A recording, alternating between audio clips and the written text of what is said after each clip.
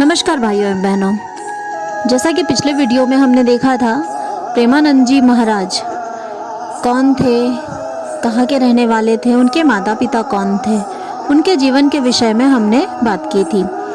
आज के वीडियो में हम आपको बताएंगे कि प्रेमानंद जी महाराज पर कैसे भगवान की कृपा हुई और कैसे वे वृंदावन पहुँचे। भगवान की कृपा को आप इस तरह अनुभव कीजिए कि पहले अनायास ही मन में प्रेरणा आना कि कैसा होगा वृंदावन। फिर उसी समय अचानक से रासलीला का आयोजन होना, जिसकी सूचना किसी अपरिचित बाबा जी द्वारा महाराज जी को मिली थी और उन्हें हठपूर्वक वे लीला में ले गए थे। इसके बाद में महाराज जी के मन में प्रेरणा होना कि मुझे वृंदावन जाना है। यह कृपा नहीं है तो फिर क्या है?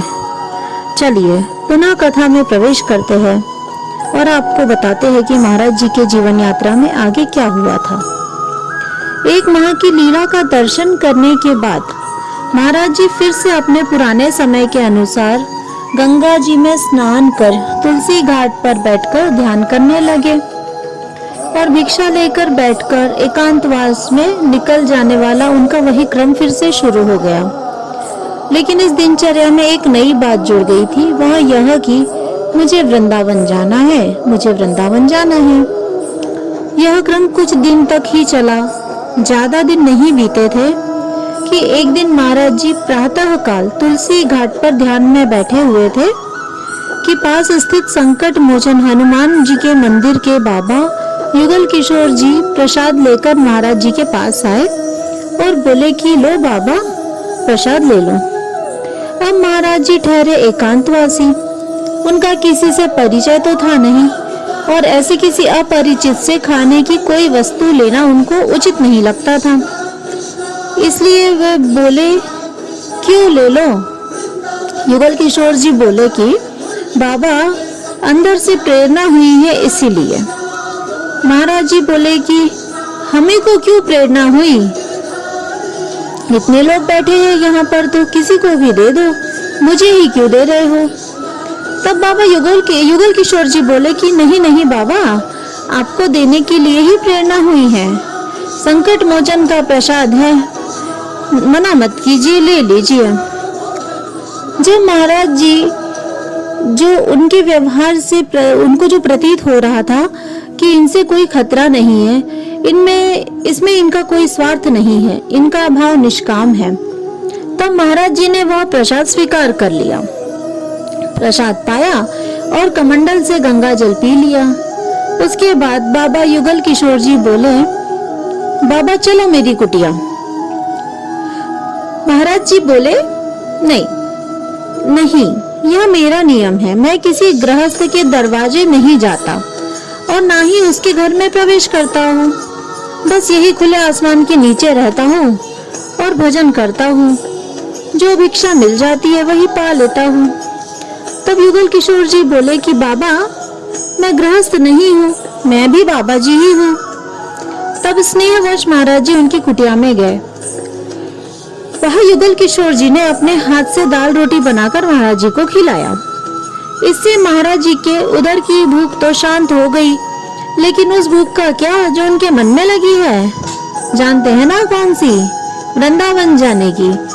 जाने कैसी भी परिस्थितियां क्यों न हो, महाराज जी के मन में हमेशा एक ही बात खटकती रहती, मुझे वृंदावन जाना है, मुझे वृंदावन जाना है।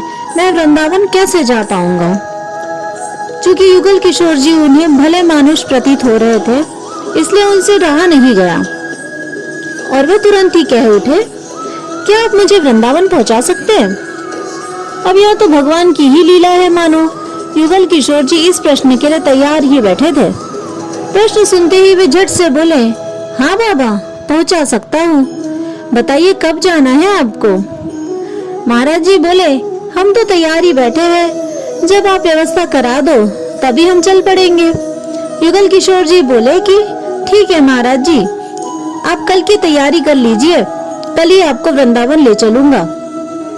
जो इतना सुना, महाराज जी के आनंद का तो ठिकाना ही नहीं रहा। उनका रोम रोम खिल उठा, रोमांचित हो उठा। उनका मन इतना प्रसन्न हो गया कि कल वृंदावन जाना है, कल वृंदावन जाना है। उस समय कोई रेलगाड़ी तो होती नहीं थी डायरेक्ट कि वाराणसी से मथुरा चले जाए। तो महाराज जी युगल किशोर जी के साथ चित्रकूट आ गए, जहाँ दोनों लोग 3-4 दिन रहे और फिर चित्रकूट से युगल किशोर जी ने मथुरा जाने वाली रेलगाड़ी में महाराज जी को बिठा दिया। रेलगाड़ी में मथुरा की यात्रा के दौरान 2 लोगों ने महाराज जी का परिचय लिया और जिनसे उनका परिचय हुआ, जो महाराज जी के विचारों से बहुत प्रभावित हुए, तो उन्होंने उन्हें कुछ रुपए दे दिए। क्योंकि महाराज जी के पास एक भी रुपया नहीं था, पर फिर भी उन्होंने रुपए लेने से इनकार कर दिया, क्योंकि वे जानते थे जिस मालिक ने जन्म दिया है अन्न वस्त्र भी वही देगा, सर ढकने को छत भी देगा और खबर हमारी लेगा। तब वे दोनों लोग महाराज जी से बोले, हम भी मथुरा जा रहे हैं, आप हमारे साथ चलो, हम जहाँ ठहरे हैं आज रात वही ठहर जाना, विश्राम करके कल सुबह वृंदावन निकल जाना। महाराज जी ठहरे स्वभाव के सरल, दुनियादारी से मतलब न रखने वाले, तो वे तुरंत मान गए कि ठीक है भैया, आज तुम्हारे साथ रुक जाता हूँ, कल तुम मुझे वृंदावन पहुँचा देना। मथुरा में राधे श्याम गेस्ट हाउस के बाहर महाराज जी को बैठाकर वे लोग बोले कि हम अंदर जा रहे हैं, थोड़ी देर में आपको बुलाते हैं, आप यही बैठकर प्रतीक्षा करो। रात का समय था और ठंडी का मौसम था। महाराज जी गेस्ट हाउस के बाहर बैठकर अपने बुलावे का इंतजार करने लगे, पर बहुत समय बीत गया, कोई आया ही नहीं बुलाने के लिए। पर महाराज जी को इस अमानवीय व्यवहार का कोई ख्याल नहीं था, क्योंकि उनके मन में बस इस बात की प्रसन्नता हिलकारे ले रही थी, मैं तो वृंदावन आ गया हूँ। इन्हीं विचारों में खोए हुए प्रेमानंद जी महाराज राधे श्याम गेस्ट हाउस के बाहर बैठे हुए थे। उस समय रात्रि के लगभग 11 बज रहे थे। तभी एक सज्जन आए और बोले, बाबा जय श्री कृष्णा, कैसे हो? तो महाराज जी ने सारी कहानी उस सज्जन को बता दी। वे सज्जन महाराज जी को अपने घर ले गए, उन्हें भरपेट स्वादिष्ट भोजन कराया और रात्रि में आराम भी करवाया। अगले दिन सुबह होते ही महाराज जी सबसे पहले यमुना जी के पास पहुंचे। दिन था एकादशी का। यमुना जी में स्नान करके सीधे पहुंच गए भगवान श्री द्वारकाधीश जी के दर्शन के लिए। जैसे कि छवि का दर्शन किया तो आंखों की पुतलियां ठहर सी गई हो, मानो अब तक के जीवन का सार मिल गया हो। मन में ऐसे भाव उठने लगे कि अब तक जीवन व्यर्थ चल रहा था, पूरा जीवन भागदौड़ में व्यतीत हो गया, आखिर मंजिल तो यही है मेरी। इस प्रकार के मन भावों के कारण महाराज जी छवि को देखकर खूब जोर जोर से चिल्ला चिल्ला कर रोने लगे। यह तो हो गया महाराज जी का आंतरिक स्वरूप। बाह्य स्वरूप का वर्णन करूं तो बड़ी बड़ी जटाएं, चेहरे पर एक अप्रतिम चमक, विशालकाय शरीर, बड़ी बड़ी दाढ़ी और शरीर पर लपेटे हुए छवि का दर्शन कर रहे और रोए जा रहे। जब प्रेमानंद जी महाराज को देखकर सभी आश्चर्यचकित हो रहे थे, तब उन्हें इस बात का जरा भी ख्याल नहीं था कि वे कहाँ खड़े हैं, क्या कर रहे हैं और उन्हें कौन कौन देख रहा है। बस रोए जा रहे थे। प्रेमानंद जी महाराज का यह रूप देखकर मंदिर में आए अन्य दर्शनार्थी आश्चर्यचकित हो गए। यह दर्शन और दृश्य देखकर ऐसा लग रहा था मानो आज भगवान स्वयं अपने भक्त को दुलारने के लिए प्रकट हो गए हो। पूरा मंदिर प्रांगण वात्सल्य से भर गया था, एक अलग ही वातावरण बन गया था। लोग आपस में चर्चा करने लगे, इन बाबा जी को तो देखो, कैसे भगवान की याद में रो रहे हैं। और देखते ही देखते कुछ ही क्षणों में महाराज जी के चारों तरफ दर्शनार्थियों की भीड़ जमा हो गई। कोई उन्हें फूल माला पहना रहा है, कोई उनके चरणों में गिर रहा है, कोई उन्हें मिठाई के डिब्बे उनके सामने रख रहा है, कोई उन्हें रुपए चढ़ा रहा है, उनसे आशीर्वाद मांग रहा है। इन सब गतिविधियों की ओर महाराज जी का ध्यान तब गया जब अंदर से उन्होंने अपने आप को संभाला। तभी एक दर्शनार्थी बोला, बाबा मैं आपकी सेवा करना चाहता हूँ, आप आदेश दे। महाराज जी के मन में तो एक ही इच्छा थी, मुझे वृंदावन जाना है। तो उन्होंने अपने आप को संभालते हुए कहा, मुझे वृंदावन पहुंचा दो। वह भक्त बोला, वृंदावन में कहाँ जाना है आपको? अब महाराज जी तो वृंदावन आज पहली बार आए थे, उन्हें तो कुछ पता ही नहीं था कि कहाँ जाना है, किसके पास जाना है, कहाँ रुकना है, क्या करना है। बस उन्होंने किसी सत्संग में किसी संत से सुन रखा था कि वृंदावन में एक स्थान है जिसका नाम है रमन रेती। तो अनायास ही उनके मुख से निकल गया कि वृंदावन में मुझे रमन रेती जाना है। उस भक्त ने साधन की व्यवस्था करके महाराज जी को मथुरा से विदा किया। उस गाड़ी वाले महाराज जी को रमन रेती तिराहा में उतार दिया। प्रेमानंद जी महाराज जी से अपना सौभाग्य मानते हैं कि मेरा वृंदावन में प्रवेश हुआ तो भी एकादशी के दिन। अब एकादशी का दिन था। रमन रेती में बहुत से भक्त परिक्रमा कर रहे थे। अब हमारे महाराज जी के लिए तो सब कुछ नया था। इतनी सारी भीड़, इतने लोगों को एक साथ परिक्रमा करते देख उन्होंने सोचा कि वृंदावन में ऐसा ही होता होगा, लेकिन कुछ भी नहीं जानते थे महाराज जी वृंदावन के बारे में। रमन रेती में कुछ देर घूमने के बाद महाराज जी की भेंट होती है किसी संत से। जानते थे वो संत कौन थे? संत श्री श्याम सखा जी। उनसे महाराज जी ने निवेदन किया कि मैं बनारस से आया हूँ, बिहारी के दर्शन करना चाहता हूँ।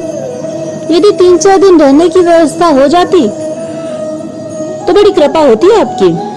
संत श्री श्याम सखा जी बड़े ही स्नेह पूर्वक महाराज जी को संत श्री जगदानंद जी के आश्रम ले जाते हैं, जहां महाराज जी ने अपनी पूरी यात्रा के बारे में बताया।